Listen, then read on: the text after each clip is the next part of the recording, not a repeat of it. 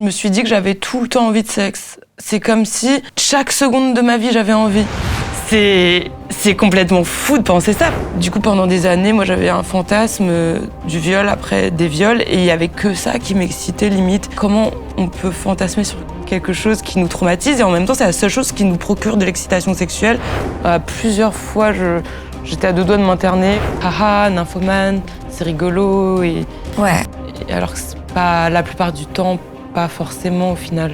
Sa sexualité, elle l'a vécue avant tout dans la quantité. On a le plaisir d'accueillir Crie plus fort, son petit truc, une expérience de nymphomanie assumée qui cache une histoire complexe. Je suis Brittany Lefebvre, sexothérapeute, et je vous souhaite la bienvenue sous la couette.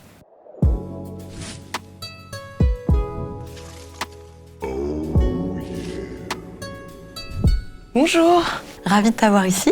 Aujourd'hui, tu vas nous raconter ton histoire. Est-ce que tu as envie de commencer peut-être par nous expliquer ce que c'est pour toi l'hypersexualité ? Eh bien, l'hypersexualité, pour moi, c'est le fait d'être dans la compulsivité sexuelle. C'est vraiment comme de la boulimie sexuelle. C'est vraiment avoir besoin de coucher avec plein de personnes, d'en avoir jamais assez. Et surtout, le fait, pour moi, d'être dans la dépendance aussi sexuelle pour justement apaiser une sorte d'anxiété. Est-ce que tu as envie de nous en dire un petit peu plus sur tout ça ? J'ai commencé à avoir un déclic sur mon hypersexualité quand j'avais 17 ans. En fait, j'avais déjà fait l'amour, mais un soir, il y avait un garçon avec lequel j'avais beaucoup bu. Du coup, j'avais fait un blackout. Mais je le savais pas. Et du coup, moi, le lendemain, j'ai longé le fleuve et j'ai vu une capote. Et je me suis dit, mais c'est dégueulasse. Moi, j'ai bu à côté du fleuve hier soir, de la Marne. Et je disais, c'est horrible. Et après, j'ai envoyé un message au garçon qui m'a dit qu'on avait couché ensemble. Et là, j'ai su que la capote, c'était notre capote. Et en fait, à partir de ce moment-là, je me suis dit qu'il fallait que je couche avec le plus de garçons possible. Et je sais pas pourquoi je pensais ça. J'avais l'impression que je voulais reprendre le pouvoir. Et je me suis dit, ah mais tant mieux, j'ai couché avec lui alors que je me rappelle même pas, ça me fait un garçon en plus sur ma liste. Donc ensuite, j'ai voulu collectionner les hommes. J'avais l'impression que c'était jamais assez et je pense que je ressentais beaucoup d'anxiété et j'étais aussi en dépression. Et dès que je ressentais de l'anxiété, j'avais envie et besoin de coucher avec un homme, même des hommes par qui j'étais pas forcément attirée. Et ça devenait un peu sombre dans le sens où je vivais chez ma mère et du coup je sortais le soir en cachette et j'allais rencontrer des mecs sur des chats. Et surtout que moi j'étais mineure, j'avais 17 ans, je couchais avec des mecs de la vingtaine et dans leur voiture et tout. Vraiment c'était pas forcément des mecs qui me respectaient et je faisais un peu le mur chez ma mère pour coucher avec ces hommes-là et je comprenais pas vraiment ce que je faisais, pourquoi je faisais tout ça. Et aussi à travers des webcams aussi, je faisais des webcams avec des inconnus. Et c'était comme mon petit monde à moi, un peu, pour extérioriser. Peut-être aussi une manière de t'émanciper aussi de tout ça et comme tu disais, de reprendre le contrôle sur justement cette sexualité qui, à un moment donné, t'a échappé. Et ensuite, qu'est-ce qui s'est passé pour toi ? Suite à tout ça, suite à mon premier viol, et aussi d'autres viols que j'ai subis par la suite, vu que je me mettais un peu en danger, je suis beaucoup tombée dans l'alcool. J'ai une pensée qui est rentrée dans ma tête et je me suis dit que si je suis consentante, je ne me ferai pas violer. Donc je me suis dit, mais en fait, pour éviter le viol, il suffit d'être consentante. C'est complètement fou de penser ça parce que... Oui. C'est de la survie en fait. Enfin, ça peut paraître fou et il y a beaucoup de choses qui se mettent en place entre le conscient, l'inconscient, etc. pour notamment, dans des histoires de viol, il y a beaucoup et de déni et quelquefois des mémoires traumatiques, etc.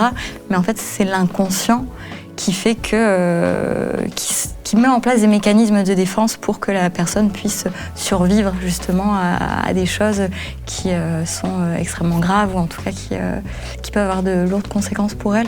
Je me suis dit que j'avais tout le temps envie de sexe. C'est comme si chaque seconde de ma vie, j'avais envie. Et je pense, comme tu as dit, c'est un mécanisme de défense pour me protéger du viol. Et si j'en ai envie tout le temps, je me ferai plus jamais violer. Je vais te donner un exemple où j'étais en soirée en Pologne. Je suis allée toute seule en Pologne un week-end où j'ai pas dormi. J'ai fait 2 soirées toute seule où j'étais vraiment complètement arrachée en soirée. Il y avait un mec un peu bizarre de 45 ans et je traînais avec lui. Les filles dans la boîte de nuit en Pologne me disaient de faire très attention. Et moi, je me disais, mais non, je m'en fiche en fait. Du coup, j'ai fini avec ce Polonais dans un hôtel. Et c'est super bizarre parce que là, quand je regardais le Polonais et que je couchais avec lui, à un moment, je le regarde et je lui dis non, arrête, et je lui fous une énorme claque. Et évidemment, parce que j'avais un peu choisi ma cible, évidemment, il m'a foutu une autre claque et il a continué, il m'a insulté. Et en fait, c'est comme si j'avais reproduit mon viol, c'est comme si j'avais fait exprès de me dire « Ah, mais c'est sûr qu'il va me violer, donc je vais lui dire non pour qu'il me viole, pour moi-même reproduire mon viol et avoir l'impression que c'est moi qui ai décidé. » C'est hyper perturbant. L'inconscient est effectivement souvent... on a du mal aussi à mettre des mots parce que quelquefois, on a l'impression que c'est pas logique ou en tout cas que ça n'a pas de sens. Mais en fait, l'inconscient fera toujours en sorte de te protéger pour ta survie. Et donc, c'est là où quelquefois, il va adopter des comportements qui ne sont pas forcément logiques, mais qui finalement se révèlent salvateurs pour toi à terme parce que ça te permet justement de supporter l'insupportable. Il y a des prédateurs qui m'ont senti et que j'étais encore victime et qui s'attaquaient particulièrement à moi. Donc c'était très compliqué, cette boucle infernale en fait. Oui, parce qu'on dirait que notre aura de personne violée, elle résonne avec les prédateurs. Et parfois, ça dure des années, on dirait un jeu malsain. Même peut-être, est-ce que des victimes de viol peuvent être attirées par des prédateurs ? C'est possible. Du coup, pendant des années, moi, j'avais un fantasme du viol après des viols et il n'y avait que ça qui m'excitait limite. Et c'est super handicapant parce qu'on se dit que comment on peut fantasmer sur quelque chose qui nous traumatise et en même temps, c'est la seule chose qui nous procure de l'excitation sexuelle et sur laquelle on se masturbe sur des années, quoi. Et ça, c'est aussi super perturbant. Ton cerveau refusait un petit peu de se dire effectivement j'ai vécu un viol et j'ai été victime de ça et donc non en fait j'ai pas été violée et c'est ce qui me plaît, c'est dans quoi je prends du plaisir donc ça va. Tu t'es peut-être pas senti ni écoutée ni reconnue et peut-être que tu as eu peur que on allait soit pas te croire, soit te dire oui mais regarde tu couches avec plein de personnes donc c'est que pour toi c'est ok etc. Et donc finalement t'es resté un petit peu dans ton silence. Oui, parce que en sachant que ma première plainte pour viol, les policiers étaient abominables. Il y en a un qui m'avait dit qu'en même temps je m'attendais à quoi si je me déshabillais à côté du mec. Littéralement, il m'a dit ça. Enfin, c'était des expériences assez horribles. La deuxième fois que j'avais porté plainte pour viol aussi, où j'avais fait un blackout dans une boîte de nuit où des videurs, je sais que des videurs ont abusé de moi, j'avais porté plainte. Pareil, les policiers me regardaient comme si j'étais une fille de joie. Enfin, ça sent dans le regard, c'est hyper pernicieux. Donc c'est terrible. Et même à l'hôpital, le mec de l'accueil, il me draguait. Il me disait qu'il avait vu mes seins alors que j'étais là pour examiner les conséquences du viol pour porter plainte. On fait de la déréalisation au bout d'un moment. Affligeant. Oui. Des réactions comme ça, justement, venant de personnes qui sont censées nous protéger, nous apporter de l'aide, etc. Et en fait, finalement, ça vient rajouter une couche et la revictimiser encore une fois et encore une fois et encore une fois. C'est vrai que ça rend fou. J'ai cru que j'allais devenir folle à un moment. Plusieurs fois, j'étais à deux doigts de m'interner ou je sais pas ce qui se passe dans le cerveau, mais... Qu'est-ce que tu pourrais conseiller aux femmes, aux personnes qui vivent ce genre d'expérience ? Demander de l'aide, demander des associations et quand on porte plainte aussi, surtout pas faire ça tout seul comme moi je l'ai fait parce que j'ai pas osé demander de l'aide. C'est pour ça que c'était particulièrement dur et c'est pour ça que j'en ai beaucoup souffert et comme ça fait qu'on se sent moins seul et vulnérable pour porter plainte et se battre contre ça. Ouais. Peut-être demander aussi à être, je sais pas si c'est possible, mais en tout cas d'être reçu plutôt par des policiers femmes ou des médecins femmes, etc., qui seront plus à même à écouter justement notre histoire. Oui, c'est vrai, mais moi j'ai une policière femme qui m'a pas bien écoutée. Mais je pense que ça peut faire du bien pour certaines personnes qu'on puisse toujours se confier à quelqu'un et dire ce qui va ou pas. Parce que j'avoue que les femmes, elles sont réceptives, peut-être plus que les hommes, mais pas toutes parfois. C'est pas une règle fixée. Quelquefois, il y a des hommes qui sont hyper bienveillants et qui vont t'accompagner bien mieux qu'une femme. C'est important parce qu'après, nos traumatismes, ils traînent. Et moi, ça fait 10 ans, je pense, que je me suis trimballé ça. Ce qui est assez long, en fait, en vrai. Comment toi, tu te sens par rapport à l'avenir ? C'est vrai que je suis tombée dans une hypersexualisation de moi-même sur Internet, mais maintenant que j'ai repris le contrôle dessus, j'ai envie d'utiliser cette hypersexualisation pour justement un peu décoincer la société et aussi faire que les femmes ne sont plus que des objets, mais aussi des sujets au niveau de leurs désirs et banaliser un peu le fait que les femmes disent « moi j'ai envie », même si c'est un peu cringe et gênant parfois. Qu'on soit autant désirée que désirante et désirable, quoi. Oui, c'est ça, même si je me fais beaucoup critiquer vu qu'il y a plein d'hommes, surtout des hommes, qui trouvent ça bizarre. Je voudrais dire aux victimes de viol de surtout pas avoir honte lorsqu'elles tombent dans l'hypersexualité. Surtout les femmes, elles vont s'auto-flageller parce que c'est très mal vu pour une femme. Il faut surtout pas s'auto-flageller, il faut surtout pas penser qu'on est sali, même si c'est dur. Mais surtout penser que notre corps est mystique, le sexe est mystique. C'est beau à la base, c'est les gens qui en ont fait quelque chose de sale, de se protéger et prendre soin de soi. Et j'ai aussi entendu parler qu'il y a des victimes qui sont excitées par le viol, des victimes de viol qui sont excitées par le viol parce que elles ont pris l'excitation de leur agresseur. C'est vrai ça ou pas? En fait, il n'y a pas de règle. Chaque personne va réagir d'une manière potentiellement différente. Il y a plein de mécanismes de défense qui se recoupent et plein de comportements qui se rejoignent. Mais effectivement, chaque personne va mettre en place les comportements qui lui sont propres et qui lui sont justes pour pouvoir survivre à ça et supporter ce que normalement on n'est pas censé supporter. Donc c'est possible que, oui, toi, c'était ta manière justement de te protéger finalement. D'accord. Et qu'est-ce que tu conseillerais du coup à quelqu'un qui a subi un viol de faire, par exemple, pour se réparer dans son intimité? Je sais, c'est vague comme question. Il y a plein de choses. Moi, je te conseillerais quand même potentiellement d'être suivi par quelqu'un. Réapprendre à avoir une sexualité qui soit juste pour toi, qui puisse être épanouissante, que ce soit toi toute seule avec toi-même ou avec ton ou tes partenaires, et que ce soit vraiment dans l'écoute et la bienveillance de ce qui est juste pour toi. Je pense que c'est mon meilleur conseil, c'est de ne pas rester toute seule.